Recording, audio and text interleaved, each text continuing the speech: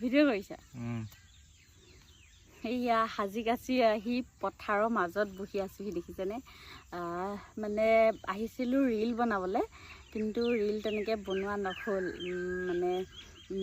দুটা ৰীল বনাইছোঁ মানে পথাৰত পানী হৈ গ'ল সেইকাৰণে ভালকৈ ৰীল বনোৱা নহ'ল আৰু তথাপিতো আহি মানে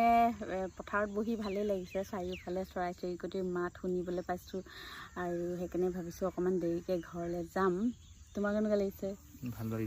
ভাল লাগিছে সঁচাকৈ নি সঁচাকৈ ভাল লাগিছে তাকে সেইকাৰণে অকণমান ফুলিপাত খুলি পৰিলে একদম মানে ৰীল বনাবৰ কাৰণে এইবোৰ মানে লগাই লৈ আহে আৰু সেই পাত এৰি থাকিলে পাছফালৰ কি বুলি কয় দেই পাছফালৰ থেপিটো মানে এৰি থাকিলে